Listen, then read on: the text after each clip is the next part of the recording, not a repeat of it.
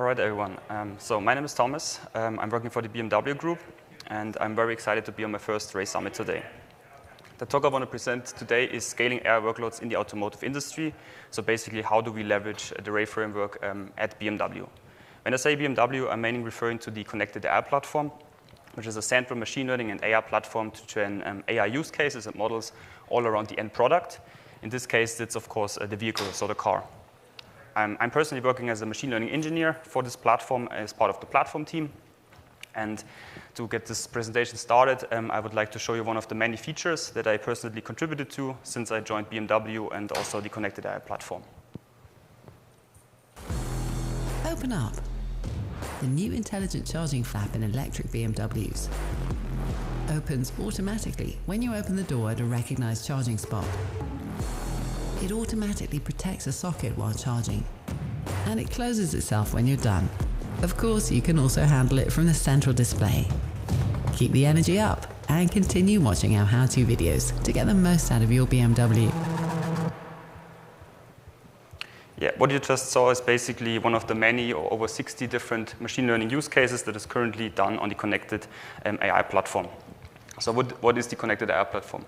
It's basically a central machine learning platform and AI platform that enables both onboard and offboard. It's enabling developers from BMW, so data scientists and machine learning engineers, to put their models to production. You can deploy your model on the vehicle, so onboard, but also offboard, so you can do inference in the cloud. It's very important to us that we cover the full end-to-end machine learning lifecycle, so everything from data access to monitoring your final application you can do on the connected AI platform.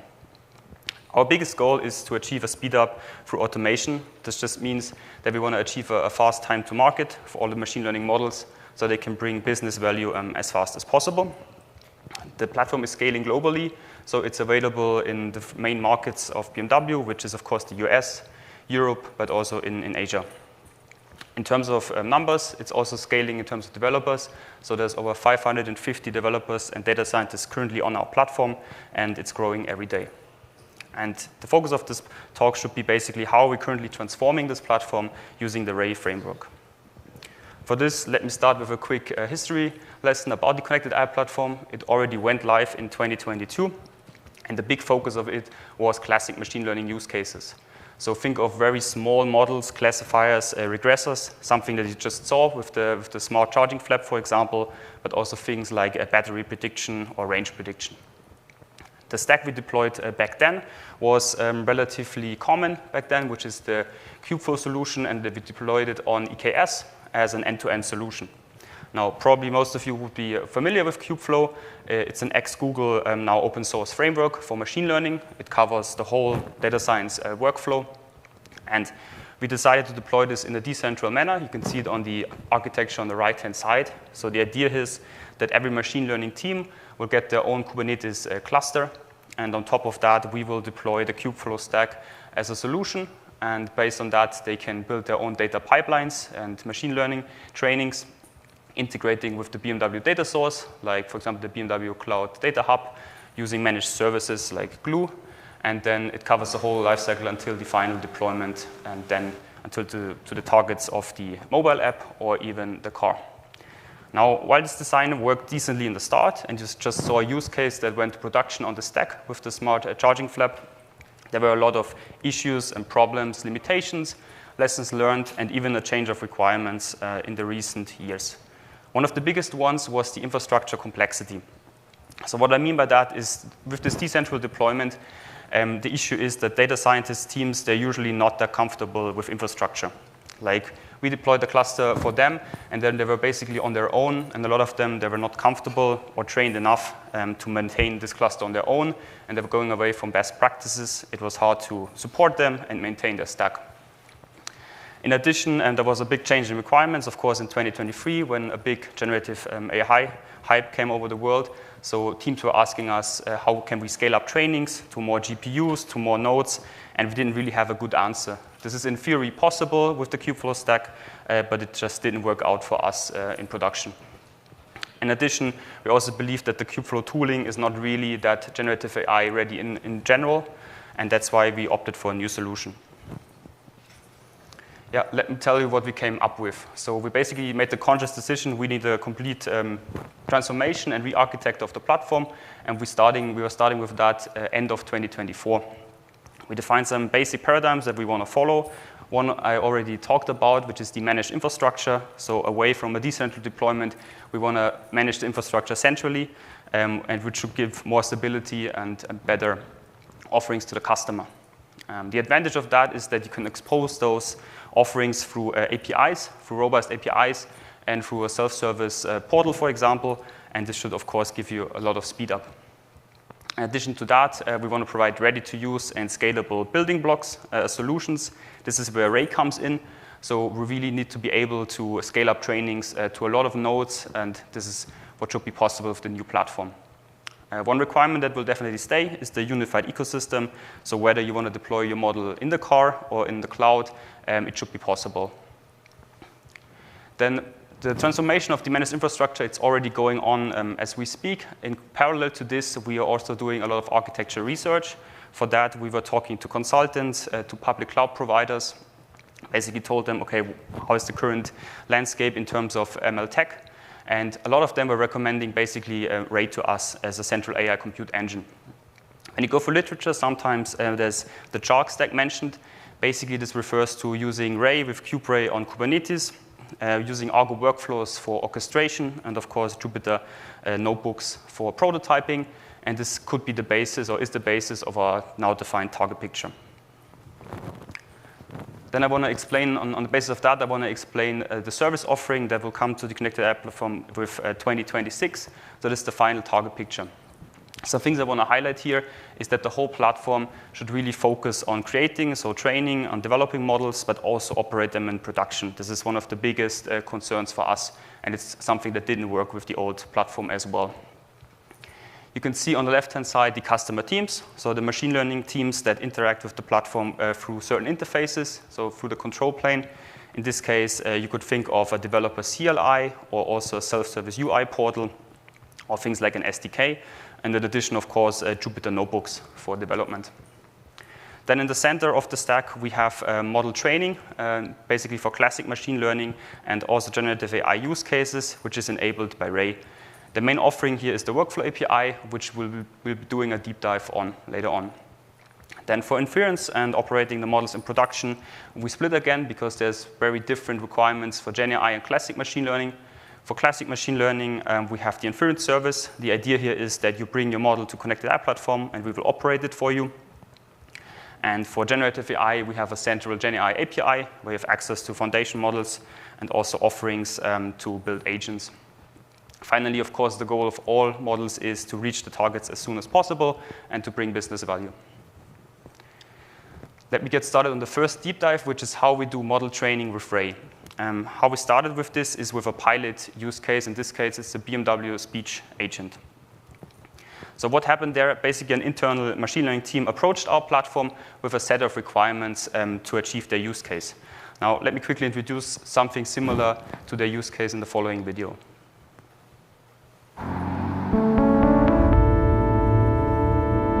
Hey BMW, show me the fastest route home. Okay. Take me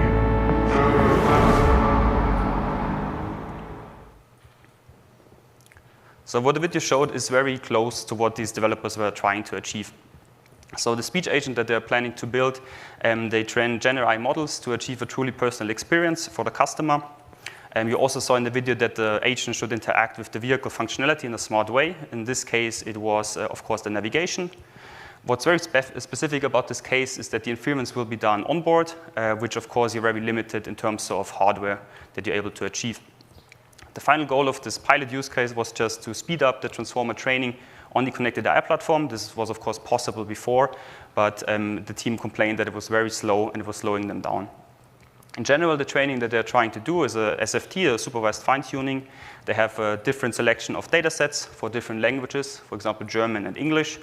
And the biggest goal for them was to distribute the training across GPUs, because, as I mentioned, their current training was taking days and hours, and it was slowing them down considerably. In addition, as part of this pilot use case, we need to construct a full end-to-end pipeline to the deployment target in the vehicle. Let me quickly show you how we achieved this for this pilot use case. So on the bottom layer, you can see our DevOps team from the Connected AI platform rolling out a Kubernetes cluster on EKS with the two important parts of the kuberay operator to use kuberay with Ray. And then secondly, we use Carpenter for advanced node provisioning and auto-scaling. On the left-hand side, you can see the data scientist team with, of course, the GitHub repository where all of their training codes are lying. What will happen then is basically they are able to deploy their own Ray clusters with their own configurations. So spin up a new Ray cluster with, of course, a head node and several GPU workers. After the cluster is in place, they can submit different Ray jobs, and they also have a Ray dashboard in place where they can monitor these jobs. A Ray job for this case is just, of course, distributing a torch trainer job across several worker nodes. I also want to talk quickly about some Ray integrations that we did. First and foremost, the integration of the Ray job with experiment tracking with MLflow. So you can see all your metrics, all your loss functionality while you're training. And in addition, you also need to register your model. So you can train 50 or 100 different models, and you need to have an overview of them. So you store them in S3 and register with MLflow. And what is very specific in this use case is that you need, of course, to do the onboard deployment. For this, after you trained numerous models, you can, of course, only promote some of them that are good enough for production. In that case, you will move them to our internal artifact storage, which is the JFrog Artifactory as a product. And based on that, you can bundle, compile, and also release the model, and then put it to the vehicle through an over-the-air update. BMW has over 23 million vehicles that can be updated over the air, which I believe is one of the biggest fleets in the world. In addition to that, of course, finally, when the model is on board, the customer should be able to experience, in this case, the speech agent, hands-on. Let's talk over some results of this pilot use case. Overall, it was quite successful. First, out of the perspective of the machine learning team, of course, the biggest goal here was to speed up the training. You can see a screenshot here of a Ray dashboard where we distributed the training across 8 worker nodes, or not 8 worker nodes, or 8 GPUs using data parallelism. And we were able to achieve an efficient resource utilization. This is very important for the platform perspective because the GPUs that you rent, of course, you should also utilize as best as possible. And overall, we had an impressive total speed up. We basically went from training overnight to minutes or hours, depending on the specific model. Now the question remains, how do we go from this pilot use case to full production? In this case, the production offering is the Workflow API that we want to build. Let me talk over some lessons learned. I want to give a hands-on example here on the Ray cluster configuration. You can see on the right-hand side. You can see there is a Ray cluster deployed per namespace on the Kubernetes cluster for isolation purposes. There is a mandatory scale down to save costs in place for the min replica configuration. We have a service account configured, so basically they have access to the right S3 buckets and MLflow. And overall, there's some flexible user configuration where they can put their own parameters, for example, the Carpenter annotations to provision the right GPU nodes. What I want to showcase here a little bit, in blue, you can see parameters that were basically set by the platform, and in orange, there's parameters that can be set by the use case, so by the data scientist team. And as you can see, from a platform perspective, it's important that we have a balance between the user autonomy and the platform governance. So of course, you would like to expose the whole Ray offering to customers, but this is something that has not really worked well with our previous approach. So we decide that there is some configuration that need to stay on the platform side. I think the best example is really the scale down in this case. So we basically protect the customer from scaling up Ray clusters with a lot of GPUs that are just not used and are in idle and will produce a lot of costs. Let me continue with a lot more lessons learned and how we implemented them in the production design of the Workflow API. The first big learning that we made, I think it's relatively obvious. Already said it, that data scientists, they're not machine learning engineers, so they don't really care that much about the overall infrastructure. They're not good at maintaining it, rolling it out. So we decided to abstract all of the infrastructure complexity behind a central API, which is in this case, of course, the Workflow API. I already touched up on the balance between autonomy and governance. So with this, we basically have a very flexible API specification with a lot of default values. So a beginner and also a more advanced user can both leverage the offering. Something very annoying that happened during training is that the EBS volumes were filling up with logs, and that basically crashed the training. And this happened in a non-deterministic way, so it could happen after 50 runs or 100 runs. For this, we're considering S3 and EFS mounting for the nodes in production. In addition, we have Ray cluster versus the Ray job trade-off. If you have used kubeRay, you will know that you can basically tackle this kind of training workloads with either a Ray cluster or with a Ray job. For this pilot use case, we used a Ray cluster, and for the simple reason that we wanted to expose the dashboard to the customer. But actually, for the production offering, it's way better to adopt a Ray job, which will spin up an ephemeral Ray cluster and then clean it down afterwards, after you're done with the batch workload. We also realized that most of the jobs that the team was submitting were recurring jobs, so basically one kind of training code usually. So for this, we're basically providing a selection of templates that the customers can use. In addition, I should say, with this solution, the use case can only submit jobs currently, but for some use cases, they of course want to build multi-step, more complex pipelines. This is something they could also do in Kubeflow with the former offering, so we need to support this in our final implementation, of course. Lastly, the biggest learning or the biggest thing that's still open to us, this is just one use case for now, and as a platform, we need to scale this offering up to many teams, potentially over 60 use cases. For this, we are adapting a multi-tenant isolation through Kubernetes namespaces. This you can see in the final design here. The base infrastructure layer, it stays similar, of course, EKS with Carpenter and kubeRay. On the left-hand side, you can see the data scientist, and he or she will call a central API, and behind that is, for example, a create workflow endpoint. The workflow will communicate with the backend that has access to two databases in this case. First and foremost, the workflow states. So there could be several workflows running or like in pause state or in running state. And also there's a selection of templates that I was just referring to available. So these are just basic building blocks that the customer can use. Then in this case, through the API call, the user is constructing basically a multi-step pipeline, and the backend will construct this and send it to the Argo workforce operator to then orchestrate this workflow. Let me go through a very quick example. First step in this case could be very simple. It could be just fetching the trainings code from GitHub. Second step, you might load your data. Depending if you do some transformation, you might need Ray here or you don't. You might load it from S3. The third step, you train your model. This is definitely where it makes sense to scale up the training to several GPUs. So you would spin up a Ray job here, which will then internally spin up an ephemeral Ray cluster, execute the training workload, and then clean the cluster back down. It also integrates with MLflow experiment tracking, so all of your loss functionality and all of your metrics are basically tracked. Fourth step could be evaluation. Depending on the size of your testing data set, you might also spin up a Ray job here to speed this up. And then the same thing will happen. You will spin up another ephemeral cluster. Lastly, you just register and save your model, of course, also to MLflow. Two things I want to also highlight about the design here. It's that from of course, the Argo workflow step have the right service account to access the correct things. And in addition, from the Ray cluster onboards, we're basically having a namespace isolation to make sure every use case can basically only access the correct data. Let me finish off this deep dive on that, basically with our overall progress. So we did this pilot use case in early 2025. We now had 6 to 8 months of testing with the team.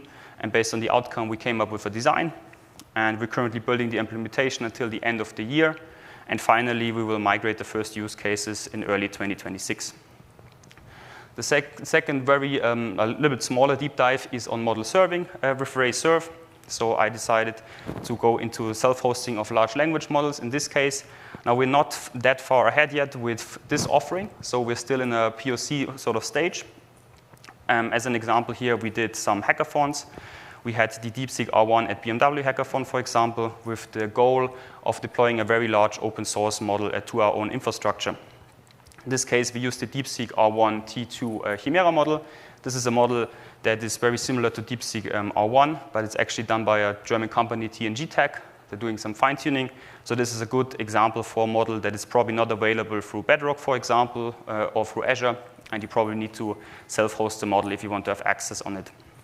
And how can we, of course, serve this model? It has about 685 billion parameters. If you use 16-float precision, that's over 1 terabyte of GPU VRAM, roughly. So for this, we decided to use 16 H100 GPUs on 2 P548X large nodes on AWS EKS. Now, we had to parallelize this model in 2 ways. First of all, we basically use pipeline parallelize 2. So we distribute the model using pipeline parallelism sequentially across 2 nodes. And then secondly, on each node, we use tensor parallelism to distribute the tensor operations across the 8 GPUs. Now let's see if we were successful. We can see here a screenshot of the final deployment. 2 things I want to highlight. Of course, you can see the model weights have been downloaded with the disk size, like 3/4 full. And if you look at the GPU VRAM, it's basically around 90% used. So the model has been loaded into the GPU VRAM. And now we're ready for an inference. Let's do a quick example here. Let's ask the model what is the most fun to drive BMW car. You can see on the left-hand side there's the Ray dashboard. We will first see a load spike on the second node, and then on the first node. And I think this comes close to the idea of pipeline parallelism. So first the second node will activate, and then the first. Then there's the answer with a lot of reasoning, of course. That is a reasoning model. And yeah, final answer here is the BMW M competition models might be very fun to drive, which I cannot really disagree with. And then lastly, let's talk about the total inference time. It was around 28 seconds, and this was 1,500 tokens. So roughly, we are here at 50 tokens per second, which is quite usable for most applications. That's why I have another example here, where we included the self-hosted model into one of our workflows. In this case, it's code generation with GitHub Copilot.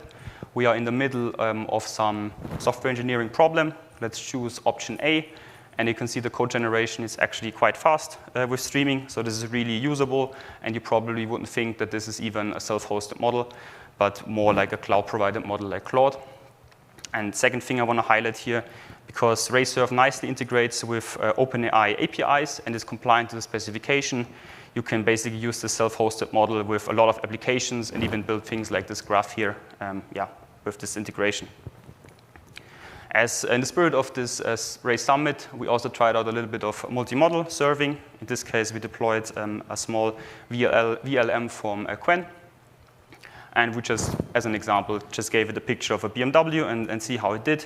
So actually did quite well. The image shows a modern, sleek SUV with a dark gray or black interior, and it also recognized that it's a BMW, and it even recognizes the number plate correctly, just as an example. Let's summarize these results from the overall hackathon, or at least some of those results we were able to gather. As I already mentioned, in terms of performance, we were able to achieve 50 tokens per second, in this case of one replica of the model, which was quite usable, as you've seen. The total deployment time was actually under 40 minutes, which for such a large model I find quite impressive. And this even includes the download time from Hugging Face. So if you cache your model, for example, using S3 or EFS, which we also tried out, you can even get a lower total deployment time. Overall, the operating costs when you're using AWS Spot instances is around $60 per hour, which of course is considerable, but it's such a competent model, and you can use it for a lot of workflows. It might even be worth it for some use cases. But we also realized in this experiment that we are operating from Munich in Europe, and it's rather hard here to get very powerful GPUs like those P5 instances or the H100, H200 GPUs. So we moved this experiment actually to the US. In addition, I already mentioned this experiment nicely integrated with our existing systems, for example, the GitHub Copilot. Overall, I have to say, serving huge LLMs with billions of parameters, it becomes incredibly fast and simple when you're using Rayserve LLM. Let's go over some outlook for what this means for the platform, where we want to go next. So the self-hosting of large language models, it will become a customer feature in 2026. I also believe that fine-tuning of models will become a more common request by our many machine learning teams. We had a little bit of a glimpse on multi-model serving. I think there's a lot to come. And we also want to integrate some of those Rayserve optimizations. Some of those were just released in the summit, so we're very eager to try those out for more efficiency. In addition, I see a potential use case here for self-hosting. As with BMW, we have some use cases that have like millions of requests from the cars. So it might actually be cheaper if you host your model instead of you paying per token, for example, from AWS Bedrock. In addition, there will always be those cases where you have sensitive customer data, and this might even require self-hosting in the future. Overall, I think we can say that BMW is able to host their own large language models with billions of parameters on our own infrastructure, so on our own servers, and we were really enabled by Ray in this case. I'm nearly at the end of my talk. Let me give a quick outlook what is their connected app platform and Ray in the next year. Some things I didn't really talk about today is the big data processing with Ray data. This is something that we're currently doing through managed services kind of outside of the platform, so things like EMR on Spark, or also glue jobs, and we want to adopt here a fully Python-first approach using Ray data. This is quite attractive from a platform perspective because you're able to, of course, share the infrastructure, but also the full Python tech stack, also for big data processing and training.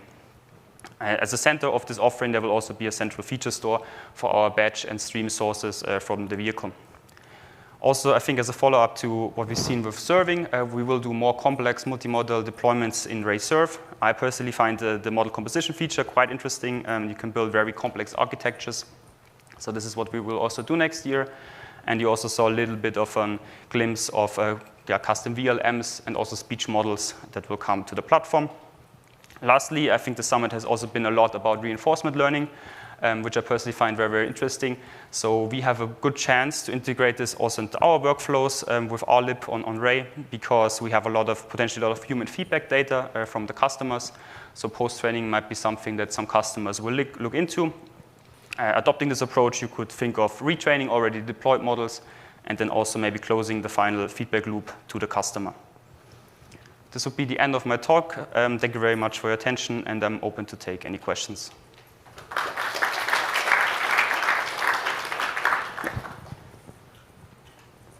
Go ahead. Are you using EKS Automotive for this? Sorry? Are you using EKS Automotive for this? No, just the normal EKS. Yeah, normal EKS. Yeah. You mentioned about data science and MLOps kind of working together. How do you define the roles and responsibility, and especially on, for example, writing the Ray code and like the Ray configuration? How do they work together? So the question is around the differences of like responsibilities of ML engineers and also data scientists. Yeah, this is a very big concern for us. I think how we define those responsibilities, I mean, usually the ML engineers are on our platform side, and we try to really build robust APIs. So this workflow API is exactly where these responsibilities would be, and there's always a trade-off, as I mentioned. So for us, how we enforce this is through these APIs. You will not have basically access to do anything else with Ray. You will use the API, and some offerings will be exposed, and some will not be exposed.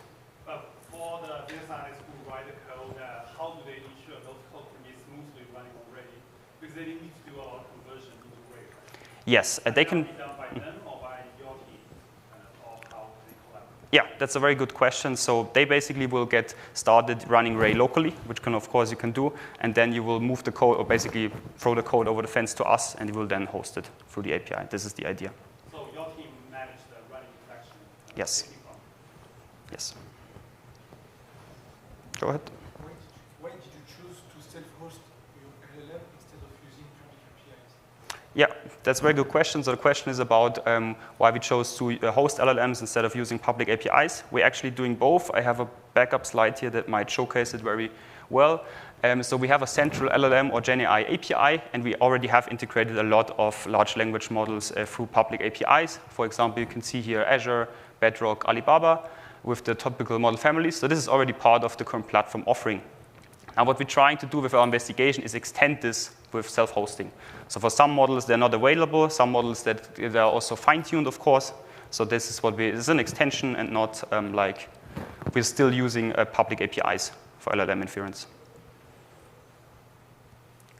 Yeah, go ahead. How did you identify and expose your infrastructure configurations to developers who do not have a background in infrastructure or distributed computing? It's a very good question. The question is basically, how we make sure that we expose this infrastructure in the correct way to people that don't have good experience in infrastructure. And this is one of the many challenges that we had with the Kubeflow stack, because you had a lot of options and a lot of developers were doing it wrong.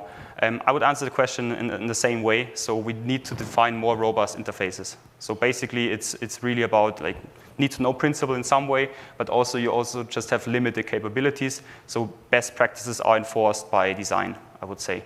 And for data scientists, you should really only care about the Python code at the end of the day. So that's usually where it ends, and we will parallelize it for you. And you can give us some parameters. You can say we want to parallelize 8 times or something, but the main resource configuration will be on our side.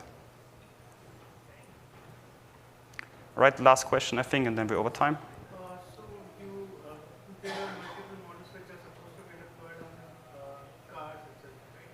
So do you face any problems or there that some models don't get deployed, or there's some issue which is happening, and how will it be deployed? I didn't get the last part. I'm sorry. Yes, as in how do you fix in case you figure out some problem as the car is remote and you are not capable? I think the question is if a model is deployed on board, right, on the vehicle, and there's some issues with that. It's really, really important that we have a full over-the-air update cycle. So with all applications on BMW side, it could also be non-AI applications, and there is a way of rolling those things back. So you just need to make sure that you monitor this correctly in production, and then you can always roll back an update if there's like a bad model. All right.